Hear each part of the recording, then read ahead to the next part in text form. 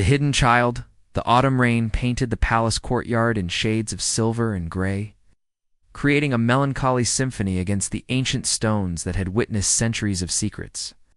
8-year-old Emma pressed her small face against the cold window of the servants' quarters, her breath fogging the glass as she watched the royal guard practice their morning drills. The rhythmic sound of their boots on wet cobblestones had become the soundtrack to her hidden existence, a reminder of the ordered world that existed just beyond her reach. Emma had been living in the shadows of Buckingham Palace for 3 years. Ever since her grandmother's death had left her with nowhere else to go and no family to claim her. Mrs. Henderson, the head cook with 23 years of palace service, had found Emma sleeping in the palace gardens one cold November night, and made a decision that changed both their lives forever. Instead of reporting the orphaned child to the authorities, Mrs. Henderson had smuggled Emma into the servants' quarters, creating an elaborate secret that required constant vigilance and careful planning. The arrangement was extraordinarily dangerous for everyone involved. If palace officials discovered an unauthorized child living in the servants' quarters, the consequences would be severe and immediate. Emma would be sent to an overcrowded state orphanage, and Mrs. Henderson would lose not only her job, but also her pension and reputation after more than 2 decades of faithful service. The weight of this knowledge pressed heavily on both of them, creating a life of constant fear beneath the surface of their daily routines. Emma had learned to become invisible by necessity, developing skills that would have impressed professional spies. She knew which corridors to avoid during certain hours. Having memorized the schedules of every staff member, official, and visitor who might discover her presence, she could move silently through the vast palace, slipping between shadows and disappearing into alcoves when footsteps approached unexpectedly. Her days followed a carefully constructed routine designed to minimize risk while maximizing her usefulness to Mrs. Henderson. Emma would wake before dawn and help prepare breakfast. For the kitchen staff, working quietly in corners where supervisors rarely looked, she spent hours reading discarded books and newspapers from the library's wastebaskets. Educating herself through whatever materials she could find, the young girl had developed an almost supernatural ability to sense danger approaching. She could identify authority figures by the sound of their footsteps, could distinguish between voices that carried genuine threat and those that were merely stern, and had memorized every hiding place in the servants' quarters that could conceal a small child. Her survival depended on these skills, and 3 years of practice had made her nearly perfect at remaining unseen. Emma's world was bounded by windows that showed her glimpses of a life she could never openly claim. She watched other children playing in the palace gardens during special events, observed families arriving for state functions, and studied the interactions between people who belonged in ways she never could. These observations had taught her about human nature and social dynamics, giving her insights that most children her age never developed. The servants' quarters had become both her sanctuary and her prison. The small room she shared with storage supplies was cramped and poorly heated, but it represented safety in a world that had shown her little kindness. She had arranged her few possessions with the care of someone who understood that everything could be lost without warning.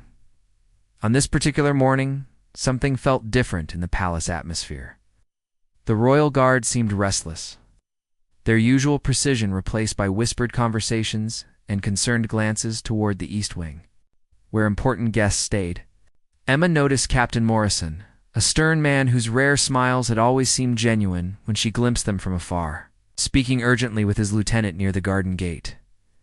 What Emma didn't know was that a famous visitor had arrived at the palace the night before, bringing with him an energy that had subtly shifted the atmosphere throughout the entire complex. Sean Combs, known globally as Diddy, had come for private meetings with members of the royal family about establishing an international charity foundation focused on helping disadvantaged children around the world. As Emma watched from her familiar perch at the window, she noticed a figure walking alone in the garden, despite the steady rain that had been falling since before dawn. The man moved with a confidence that seemed unaffected by the weather, wearing a simple black coat that was quickly becoming soaked through. He walked with the kind of purposeful stride that suggested deep contemplation rather than casual exercise. There was something about his presence that sparked curiosity rather than the immediate fear that Emma had learned to associate with unfamiliar adults. Perhaps it was the way he moved without the rigid formality that characterized most palace visitors. Or perhaps it was the thoughtful way he paused to observe his surroundings. But Emma found herself drawn to continue watching rather than retreating. Into shadows, the stranger stopped beneath the massive oak tree that grew near the servants' quarters. A tree that Emma had watched through changing seasons for 3 years. Its branches had provided her with a natural calendar, marking time through budding springs, full summers, colorful autumns, and bare winters. The man looked up toward the windows above, and for a heart-stopping moment, Emma was certain he had spotted her small face pressed against the glass. Every instinct developed over 3 years of secret living screamed at Emma to step back immediately, to disappear into the safety of shadows before this stranger could report her presence to the authorities. But something about his calm demeanor, the absence of any alarm or urgency in his posture, made her hesitate instead of fleeing. The man sat down on the stone bench beneath the oak tree, apparently unbothered by the rain that was now thoroughly soaking his expensive coat. From his position on the bench, he had a clear and unobstructed view of Emma's window, and she realized with growing certainty that he not only knew she was there, but was choosing to acknowledge her presence peacefully. This realization should have sent Emma running to one of her carefully prepared hiding places deep within the servants' quarters, spaces where she could remain concealed for hours if necessary. But something unprecedented was happening inside her chest. A warmth that had nothing to do with physical comfort and everything to do with the revolutionary feeling of being seen without being threatened. Minutes passed in this extraordinary standoff, with the man remaining peacefully on the bench and Emma watching from her window. Neither moved away, neither showed signs of alarm or aggression. It was as if they were conducting a conversation without words, two souls recognizing something important in each other across the physical distance that separated them. The rain began to lighten gradually, and pale sunlight started to filter through the breaking clouds, casting shifting patterns of light and shadow across the courtyard. The man stood up slowly, his movements deliberate and non-threatening. He looked directly at Emma's window and raised his hand in a small, gentle wave that seemed to contain more kindness than Emma had experienced from any stranger in her entire life. The gesture was so unexpected, so fundamentally kind, that Emma felt something shift inside her chest, like ice beginning to thaw after a long winter. Without fully understanding why she was making such a dangerous choice, Emma raised her own small hand and waved back. It was the first voluntary interaction she had initiated with an unfamiliar adult in 3 years, and the significance of the moment wasn't lost on her, even at 8 years old. The man's smile in response was radiant and encouraging, making Emma feel truly seen in a way that went far beyond mere discovery. He pointed to himself and then toward her window, clearly asking permission to come closer and speak with her directly. Emma's rational mind warned her against this unprecedented risk, reminding her of all the carefully learned reasons she needed to remain hidden and safe. But something deeper than rational thought, some instinct that recognized genuine safety and kindness when it appeared, made Emma nod her agreement. She watched as the stranger began walking toward the small door that led to the servants' courtyard, knowing that opening that door would cross a line she had never dared to approach before. Whatever happened next would change everything, and for the first time in 3 years, Emma found herself choosing hope over fear. The stranger's kindness, the 3 gentle knocks that came at the servants' door, seemed almost musical, so different from the sharp official sounds that usually echoed through the palace corridors when authority approached. Emma descended the narrow stone stairs with her heart pounding so loudly she was certain it could be heard throughout the building. Her bare feet were silent on the cold steps, skill perfected through 3 years of necessary stealth. But her mind raced with possibilities, both wonderful and terrifying. The heavy wooden door had remained a barrier between Emma's hidden world and the dangerous reality of discovery for as long as she could remember. Mrs. Henderson had shown her how to use it only in the most extreme emergencies, warning her that opening it carelessly could expose their secret to anyone who happened to be watching from the palace grounds. Now, Emma was choosing to open it deliberately, knowing that this action would change everything regardless of what followed. When Emma turned the ancient brass handle and pulled the door open, she found herself face to face with a man whose presence seemed to radiate understanding and warmth. Up close, she could see that his eyes held genuine kindness, and his smile contained a gentleness that immediately calmed her racing heart. He was much taller than she had expected, but he immediately crouched down to her level, making himself smaller and less intimidating. The morning air was crisp and fresh, carrying the scent of rain-washed leaves and the promise of clearing skies. Emma stood in the doorway, neither fully inside nor completely outside, suspended in a moment that felt separate from all the careful rules that had governed her existence.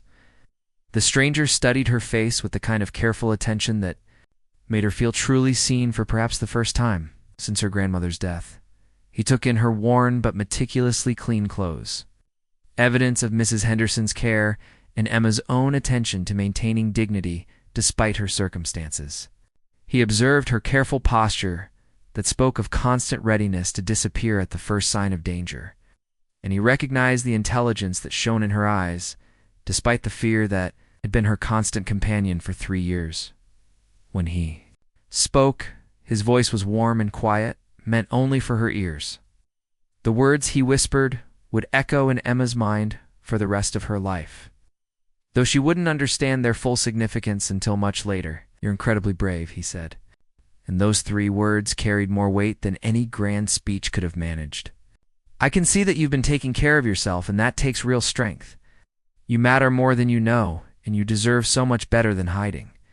The stranger continued speaking in the same gentle tone, telling Emma things that no adult had ever said to her before. He spoke about her worth as a person, about the courage she had shown in surviving such difficult circumstances, and about the potential he could see in her despite knowing almost nothing about her specific situation. His words planted seeds of possibility in Emma's mind, tiny beliefs about herself that contradicted everything she had learned to think about her place in the world. For 3 years, Emma had measured her value only by how well she could remain invisible, how little trouble she could cause for Mrs. Henderson, and how grateful she should be for any kindness shown to her. The idea that she might deserve more than mere survival, that she might have inherent worth independent of her usefulness to others, was so foreign that it made her feel dizzy with possibility. But their extraordinary conversation was interrupted by the unmistakable sound of heavy military boots on wet cobblestone. The Royal Guard was approaching on their regular morning patrol, their disciplined formation bringing them around the palace perimeter at precisely this time every day. Emma's eyes widened with the familiar panic that had kept her alive and hidden for 3 years. She wasn't supposed to be here, wasn't supposed to be seen, wasn't supposed to exist in this part of the palace world. The stranger saw Emma's terror immediately and understood its source without requiring any explanation. Without hesitation, he stepped protectively in front of her, using his body to shield her small form from immediate view. But it was too late to prevent discovery entirely. Captain Morrison had already rounded the corner of the building and could see them both clearly, his trained eyes immediately assessing the unusual situation developing in his patrol area. Morrison's hand moved instinctively toward his weapon. It's not an immediate threat, but in the kind of automatic preparation that 15 years of dedicated service had made second nature. An unauthorized person speaking privately with a child at the palace was exactly the kind of situation that demanded immediate investigation and careful handling, according to every security protocol he had been trained to follow. Emma watched, in growing terror as the captain approached, his face set in the stern expression she had learned to associate with authority and potential punishment. She knew that this moment would expose everything she and Mrs. Henderson had worked so carefully to conceal, would end her secret life at the palace, and leave her with nowhere to go. The elderly cook would be fired in disgrace, and Emma would be processed through a social services system that had already failed her once. The weight of these inevitable consequences pressed down on Emma's small shoulders, making her feel even smaller and more powerless than usual. She had always known this day would eventually come, had lived with the constant awareness that discovery was not a matter of if, but when. But now that it was actually happening, the reality felt far more overwhelming than her imagination had ever quite captured. But the stranger didn't step away from his protective position or attempt to distance himself from Emma's predicament. Instead, he straightened to his full height and faced the approaching guards with calm dignity that spoke of someone accustomed to handling difficult situations with confidence and grace. When Captain Morrison demanded to know who he was and what he was doing in a restricted area with an unaccompanied child, the man's response surprised everyone present. He identified himself clearly as Sean Combs, explaining that he was an authorized guest of the royal family who had been taking a morning walk. When he noticed the child and became concerned about her welfare, his voice carried the kind of natural authority that came from years of commanding attention and respect in high-pressure situations. But it was tempered with genuine worry for Emma's situation. He spoke about her with a protective concern that was impossible to fake, making it clear that his interaction with her had been motivated by compassion rather than any questionable intent. Morrison's expression shifted subtly as he recognized the name and began to understand the implications of the situation. This wasn't a security threat or an unknown intruder who had somehow breached palace defenses. This was a distinguished guest whose presence at the palace was both authorized and significant. It's someone whose voice carried weight in international circles. But the situation remained highly irregular, regardless of the stranger's identity. The presence of an unauthorized child created complications that went far beyond simple protocol violations, raising questions about how such a situation could have developed without detection by palace security systems. The captain found himself facing a moral complexity that his training had never addressed directly. His duty was crystal clear: investigate any irregularity, secure the area according to established procedures, and report the situation through proper administrative channels without delay. But something in the way Diddy spoke about Emma, the protective stance he had immediately taken, and the obvious genuine care in his voice suggested that standard procedures might not serve justice in this particular case. As additional guards arrived in response to Morrison's radio call, Emma realized that her secret life was ending, whether she felt ready for that transition or not. The question was no longer whether she would be discovered, but what would happen to her once the discovery process was complete. Standing in that doorway, protected by a stranger's unexpected kindness and facing an uncertain future, Emma made a decision that surprised even herself. Instead of running back into the servants' quarters to hide until the inevitable bureaucratic process caught up with her, Emma chose to step forward. For the first time in 3 years, she deliberately chose visibility over concealment, deciding to face whatever consequences awaited her. With the courage that the stranger had recognized and praised in her, the decision felt both terrifying and liberating, like jumping from a great height without knowing whether the landing would bring safety or destruction. But as Emma stood beside the kind stranger who had chosen to protect her, she felt something she had almost forgotten during her years of hiding: the possibility that adults could be trusted to help, rather than merely to judge and punish. Captain Morrison approached slowly, his expression serious but not unkind. As he drew closer, Emma could see that his eyes held the same quality of genuine concern that had made the stranger feel safe to trust. The captain was clearly a man who took his responsibilities seriously, but he was also someone capable of recognizing when unusual situations required more than standard responses. The rain had stopped completely now, and pale sunlight was beginning to break through the dispersing clouds, casting everything in a softer, more hopeful light. Emma stood between the stranger who had offered her unexpected kindness and the captain, who represented all the authority she had spent 3 years avoiding, knowing that the next few minutes would determine not just her immediate future, but the entire trajectory of her life. The collision of her hidden world with the official world of palace operations was about to test everyone's understanding of duty, compassion, and the courage required to do what was right, even when it meant breaking rules that had previously seemed absolute and unchangeable. Breaking protocol. Captain Morrison had served the Royal Guard for 15 years, rising through the ranks based on his unwavering commitment to duty and his reputation for handling complex situations with both firmness and fairness. His service record was spotless, marked by commendations for quick thinking under pressure and consistent adherence to the highest standards of professional conduct. In all those years of dedicated service, he had never encountered a scenario quite like the one unfolding in the servants' courtyard. The protocols governing palace security were absolutely clear and had been refined. Through decades of experience and careful consideration, any unauthorized person found on palace grounds should be detained immediately and processed according to established security procedures. Any unregistered individual discovered living at the palace should be removed without delay, and all responsible parties should face appropriate disciplinary action. These rules existed for compelling reasons, protecting both the royal family and the integrity of palace operations.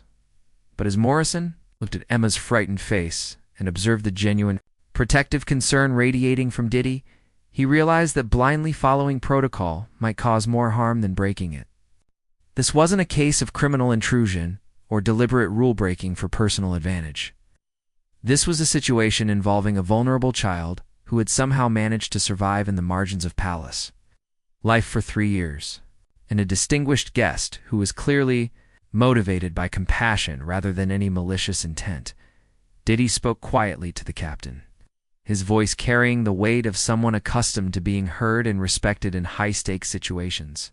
He explained what he had observed during his several days at the palace, how he had noticed Emma at various windows and gradually realized that she was living in careful concealment. His trained eye for recognizing talent and potential in unlikely circumstances had also identified something else. A child who was hiding not because she posed any threat, but because she was profoundly vulnerable. The music producer's explanation revealed his deep understanding of what Emma's situation actually represented. He had grown up in circumstances where children sometimes had to be extraordinarily resourceful in ways that comfortable adults preferred not to acknowledge. He recognized the signs of a young person who had learned to survive by remaining invisible, and his instincts told him that Emma's concealment was motivated by legitimate fear rather than any desire to cause trouble. The other guards looked too, Morrison for guidance, their expressions reflecting the same confusion and moral uncertainty he was experiencing. They could see that this wasn't a typical security situation requiring standard responses. But they also understood the serious professional implications of deviating from established procedures without proper authorization from higher authorities. Lieutenant Davies, Morrison's most trusted subordinate, voiced the concern that was weighing on everyone's mind. "Sir, if we don't report this situation immediately through proper channels, we'll all be held responsible for the delay. The administrative review alone will raise questions that we might not be able to answer satisfactorily, regardless of our motivations." Morrison understood Davies' worry completely, recognizing the legitimate career risks they would all face by choosing flexibility over rigid rule enforcement. Every minute they spent in this courtyard without filing an official incident report was another minute they moved further from standard procedure and closer to potential disciplinary action. But as the captain looked at Emma, seeing how she stood slightly behind Diddy, as if he were a shield against a hostile world, Morrison found himself thinking about his own 8-year-old daughter sleeping safely at home. He imagined what he would want someone to do if his child were ever lost, alone, and dependent on the kindness of strangers for survival. The answer came to him with surprising clarity, cutting through years of training that had emphasized following orders without question or personal interpretation. If his own daughter were in Emma's position, he would want someone to see her as a human, being deserving protection rather than as an administrative problem requiring processing according to standard regulations. Morrison made a decision that challenged every aspect of his professional training and experience. Instead of implementing standard security procedures, he knelt down to Emma's level and asked her a question that transformed the entire situation. "Are you safe here, child? Is anyone hurting you or making you afraid?"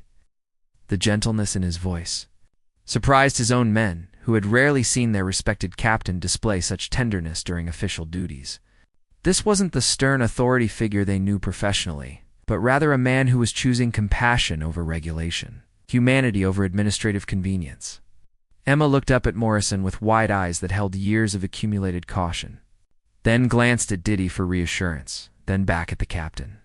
She had spent so long being invisible that she had almost forgotten how to respond when adults asked her direct questions about her welfare and feelings.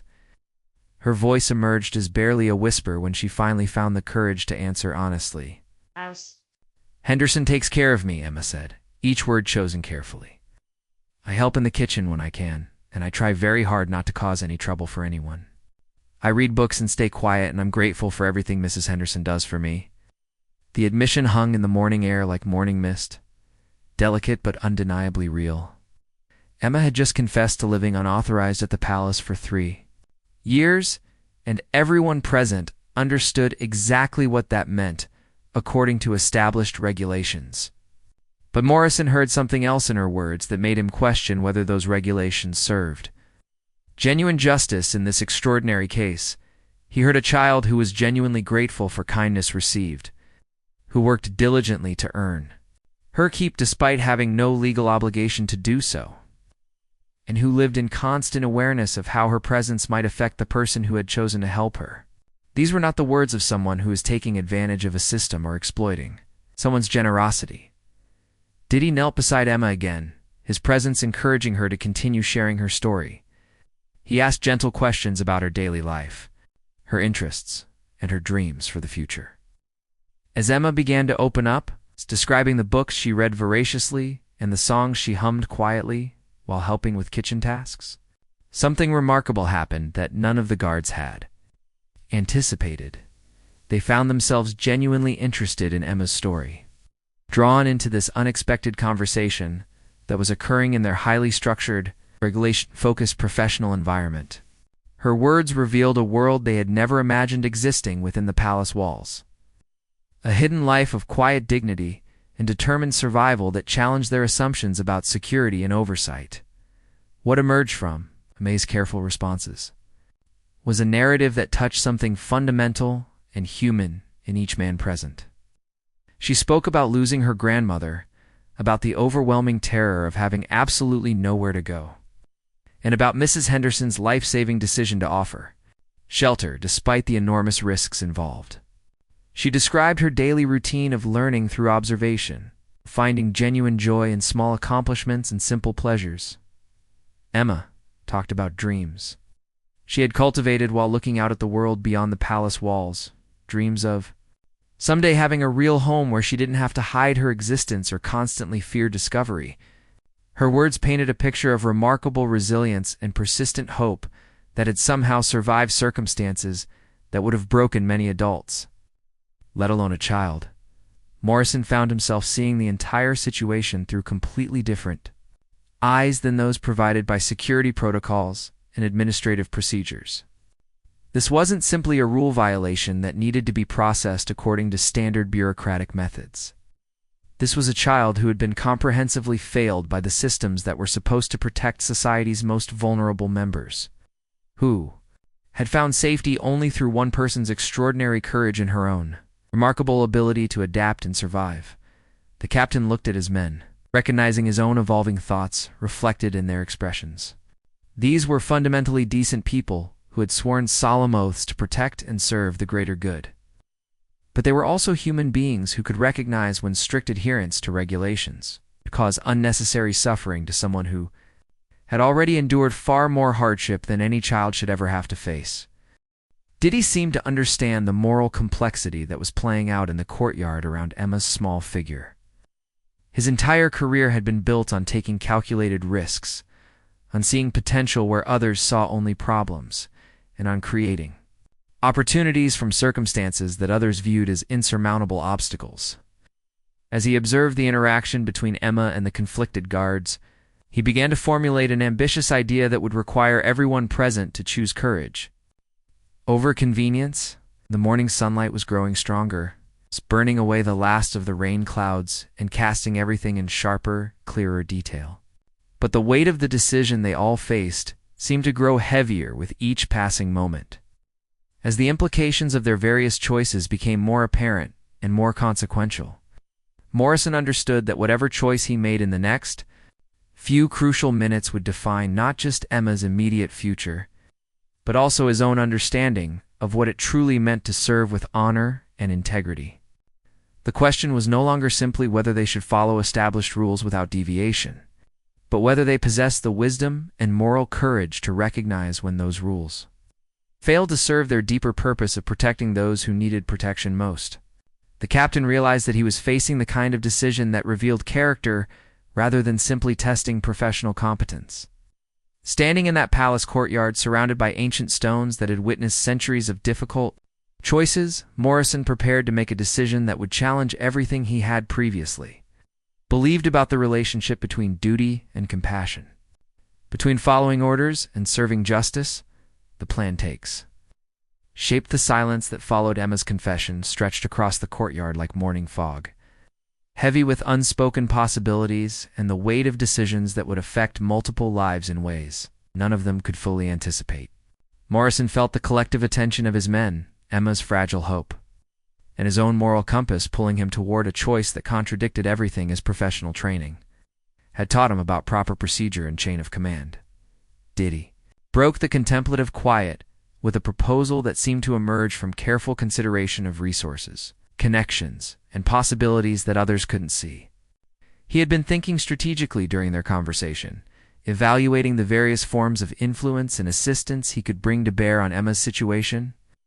What if her circumstances didn't have to be treated as a violation requiring punishment? What if they could be transformed into an opportunity that served everyone's genuine interests? He explained his vision with the clarity of someone accustomed to turning complex challenges into workable solutions. Diddy had extensive connections with legitimate charity organizations that specialized in helping children who had fallen between the cracks of traditional social services. More importantly, he possessed the kind of public platform and industry relationships that could transform Emma's individual story into a catalyst for helping countless other children facing similar circumstances. His proposal required a fundamental shift in how they approached Emma's situation.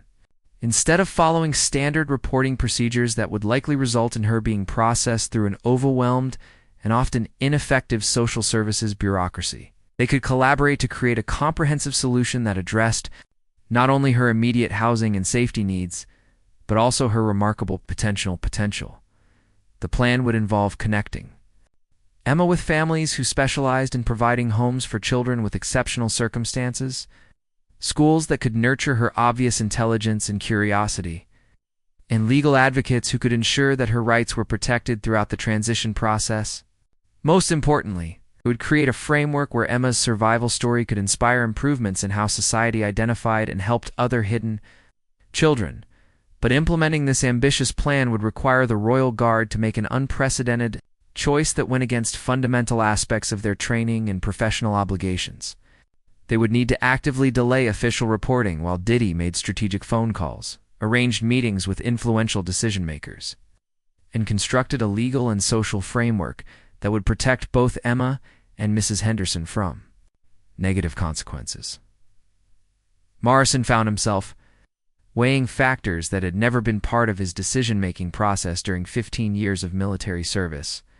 He thought about his own daughter's secure and happy life, about the advantages she enjoyed simply by being born into circumstances that provided safety and opportunity without question. He considered what he would want someone to do for his child if she were ever lost, alone, and depended on strangers' willingness to take risks on her behalf. The answer emerged with startling clarity, cutting through years of conditioning that had emphasized following orders without personal interpretation or moral questioning. If his own daughter were in Emma's position, he would want someone to see her as a human being deserving protection rather than as an administrative problem. Requiring processing according to inflexible procedures, the captain made a decision that would create ripple effects throughout the palace. Hierarchy and challenge established assumptions about the relationship between duty and compassion. He instructed his men to continue their scheduled patrol as if nothing unusual had occurred, effectively buying time for Diddy to implement his comprehensive plan for Emma's future. Morrison informed the music producer that they would have perhaps 24 to 48 hours before questions would inevitably be asked about why this significant situation hadn't been reported through official channels. After that window closed, they would all need to be prepared to justify their actions to superiors who might not appreciate the humanitarian motivations behind their protocol violations. Emma listened to these adults planning her future with a mixture of hope and disbelief that made her feel almost lightheaded with the magnitude of possibilities being discussed. For 3 long years, she had been a secret that required constant vigilance and careful management to maintain safely. Now, suddenly, she was being treated as a person whose welfare was worth taking significant professional and personal risks to protect. The transformation was so dramatic and sudden that Emma struggled to process it emotionally or intellectually.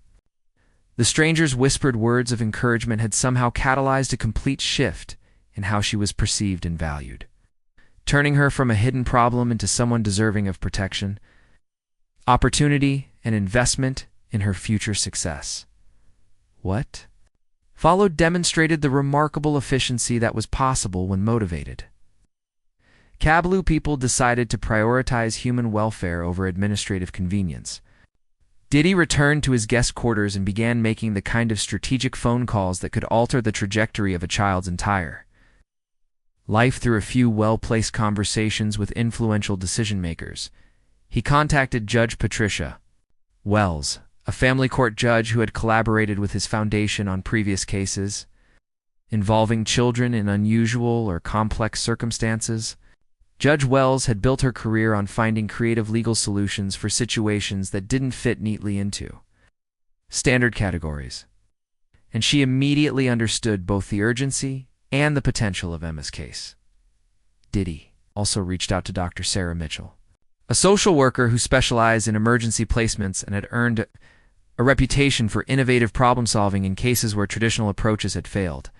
Dr. Mitchell possessed detailed knowledge of legal frameworks and support systems that could be activated quickly when a child's welfare was at stake. Most significantly, contacted the Riverside Academy, a prestigious boarding school that had been actively seeking opportunities to provide scholarships to exceptional children from non-traditional backgrounds. The school's director, Dr. Robert Chen, had been working to diversify their student body while maintaining their reputation for academic excellence. And Emma's story presented exactly the kind of opportunity he had been hoping to find. Meanwhile, Morrison faced internal challenges that tested both his leadership abilities and his men's loyalty to his judgment. Lieutenant Davies questioned the wisdom of delaying official reports, pointing out the serious career risks they were all accepting by participating in what could be interpreted as a deliberate cover-up of significant security violations.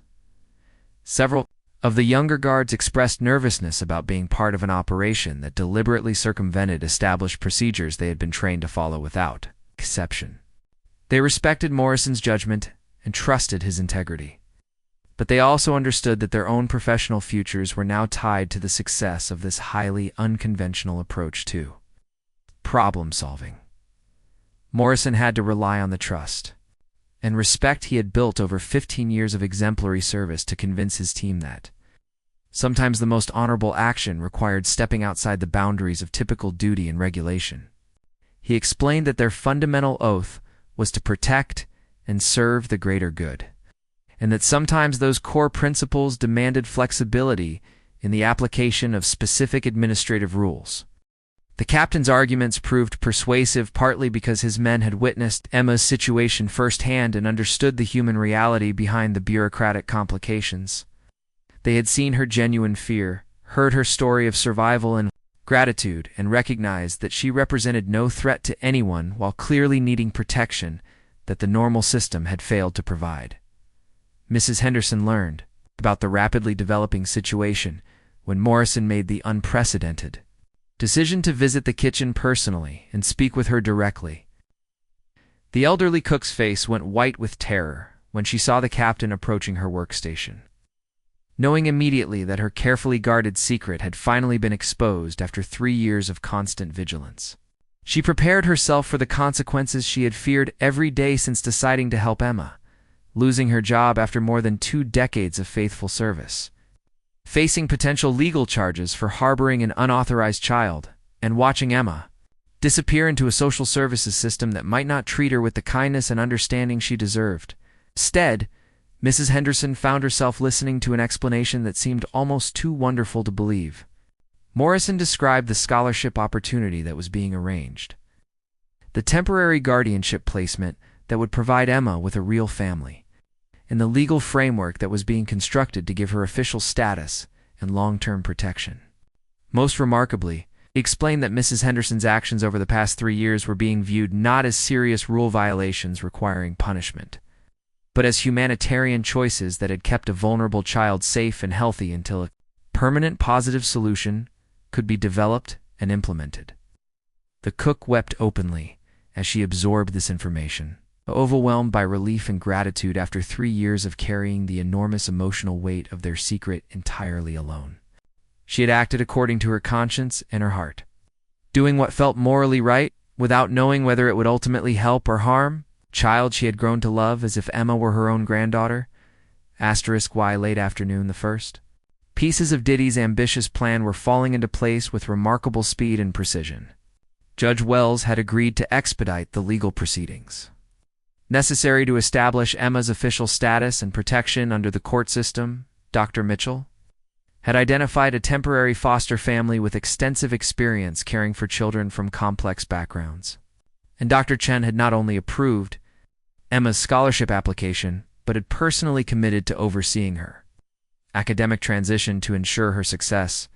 The convergence of these positive developments created a momentum that seemed almost miraculous to everyone involved as Emma watched from her window as unfamiliar cars arrived at the palace throughout the day, carrying people whose sole purpose was to create opportunities for her future.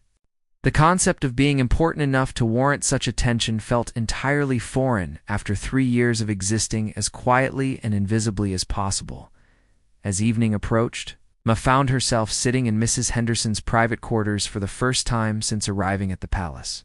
The cook had always maintained the separation between Emma's hiding places and her own personal space as an additional layer of protection. But the extraordinary circumstances had made such caution unnecessary for perhaps the first time in 3 years. Mrs. Henderson held Emma close, while they talked about the dramatic changes that were transforming their lives with unprecedented speed. They spoke about fear and hope, about the courage required to trust in possibilities that seemed too wonderful to be real, and about the love that had sustained them, both through 3 years of careful concealment and constant vigilance. The elderly cook explained to Emma that their life together at the palace was ending, but something far better was beginning to take its place. She spoke about Emma's extraordinary intelligence and potential, about the educational opportunities that would soon be available to her, about the family that was preparing to welcome her with open arms and genuine commitment to her welfare and happiness. Most importantly, Mrs. Henderson assured Emma that their connection would continue regardless of physical distance or changed circumstances. She would always be Emma's first protector, the person who had chosen courage over convenience when a frightened child had needed someone to believe in her worth and potential. That bond, forged through shared secret and mutual care, would remain unbreakable regardless of whatever external changes the future might bring.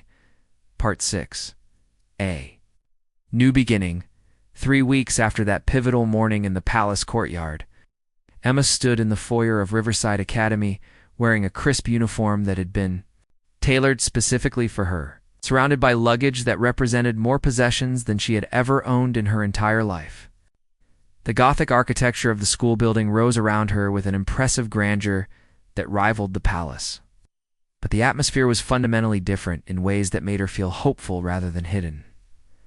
The administrative process that had transformed her from a secret child into an officially recognized student had required extraordinary coordination between multiple agencies, legal advocates, and educational institutions.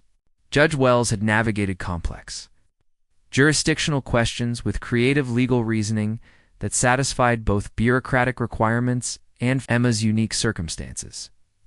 Dr. Mitchell had facilitated Emma's placement with the Richardson family, a couple who had specifically requested the opportunity to provide temporary care for children with exceptional academic potential but complicated backgrounds. Dr. Chen personally escorted Emma through her first day at Riverside Academy, introducing her 2 teachers who had been briefed on her situation with just enough detail to understand her needs. Without knowing specifics that might compromise her privacy, the school's commitment to excellence was evident in every classroom they visited. But equally apparent was their dedication to supporting each student's individual journey toward success and personal fulfillment. Emma's academic assessment had revealed intellectual capabilities that exceeded even Dr. Chun's optimistic expectations. Her 3 years of self-directed learning through discarded books and overheard conversations had given her knowledge in some areas that surpassed many students her age, while creating gaps in others that would require focused attention and support. The school's individualized learning plans were designed to address exactly this kind of educational complexity. Her new classmates welcomed her with the kind of curiosity and acceptance that characterized children who were accustomed to diversity and academic achievement. Emma discovered that Riverside Academy attracted students from around the world, many of whom had overcome significant challenges to earn their places in the school's rigorous but supportive academic environment. For the first time in her memory, Emma was encouraged to speak openly about her interests and opinions. Her teachers were impressed by her analytical thinking, her voracious appetite for learning, and her unusual perspective on human nature that had developed through years of careful observation. She thrived in discussions about literature, history, and philosophy, contributing insights that reflected both her intelligence and her unique life experiences. The Richardson family provided Emma with something she had almost forgotten could exist: a home where her presence was wanted rather than merely tolerated. Their house was filled with books, musical instruments, and art supplies, creating an environment designed to nurture creativity and intellectual growth. Emma had her own room for the first time since her grandmother's death, a space that belonged to her without qualification or constant fear of discovery. Mrs. Richardson was a former teacher who understood the importance of patience and encouragement in helping children heal from difficult experiences. Mr. Richardson worked as a child psychologist who specialized in helping young people process trauma and develop resilience. Together, they created a framework of safety and support that allowed Emma to begin trusting again without rushing her emotional recovery process. Emma's relationship with Mrs. Henderson continued through weekly visits that enriched both their lives in unexpected ways. The elderly cook had been officially commended for her humanitarian actions and offered early retirement with full benefits. Recognizing her extraordinary service to someone who had desperately needed protection, she chose to remain at the palace for 2 more years, planning to retire when Emma would be settled enough in her new life to handle the transition of their relationship to a different phase.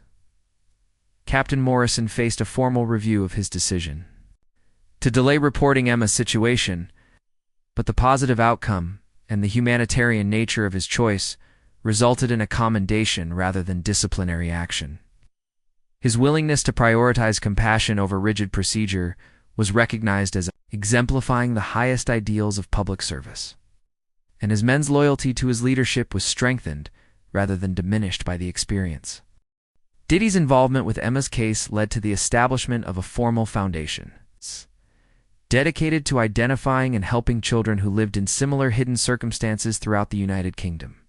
His connections with celebrities, business leaders, and government officials created a network of resources that could respond quickly when vulnerable children were discovered. Emma became the Foundation's first success story, but she wouldn't be the last. The Foundation's work revealed that Emma's situation was far from unique, that dozens of children throughout the country were surviving in shadows and margins through extraordinary resourcefulness and the kindness of individuals who chose to help despite personal risks. These discoveries led to policy changes that created official pathways for reporting and assisting hidden children without automatically triggering punitive responses for their protectors. Emma's academic progress at Riverside Academy exceeded everyone's expectations, including her own. The combination of formal education and her natural intelligence created a learning acceleration that impressed even teachers who were accustomed to working with gifted students. She excelled particularly in subjects that allowed her to explore human nature and social dynamics, channeling her years of observation into academic achievement. But perhaps most importantly, Emma learned to see herself as someone with inherent worth rather than someone whose value depended entirely on remaining unnoticed and causing no trouble. The stranger's words in the palace courtyard had planted seeds that grew into genuine self-confidence and belief in her own potential for contributing something meaningful to the world. As Emma prepared for her graduation from Riverside Academy, 4 years later, she reflected on the morning that had changed her life through one person's willingness to see a frightened child at a window and choose kindness over indifference. She had grown from a girl who measured success by invisibility into a young woman who was preparing to study child advocacy at university, planning to dedicate her career to ensuring that no child would have to survive alone in shadows and secrecy. The transformation from hidden child to confident young woman represented more than personal growth. It demonstrated the extraordinary power of compassion to create ripple effects that extended far beyond individual circumstances. Emma's story became proof that choosing hope over fear, possibility over limitation, and human connection over institutional procedure could change not just one life, but entire systems and communities. Standing in the courtyard of Riverside Academy on her graduation day, Emma looked up at the same oak tree species that had marked time during her years at the palace, now symbolizing growth and continuity rather than fear and concealment. Thought about the stranger whose single act of recognition had set everything in motion, and about Mrs. Henderson, whose courage had kept her alive until that recognition could transform possibility into reality. The morning sun cast everything in golden light, promising warmth and brightness ahead. Emma was no longer hidden, no longer secret, no longer afraid. She was exactly where she belonged, preparing to begin the next chapter of a life that had been saved by the extraordinary power of human kindness appearing when it was needed most. The frightened child at the window had become a confident young woman, ready to ensure that other hidden children would be found, seen, and given the chances they deserved to flourish in the light.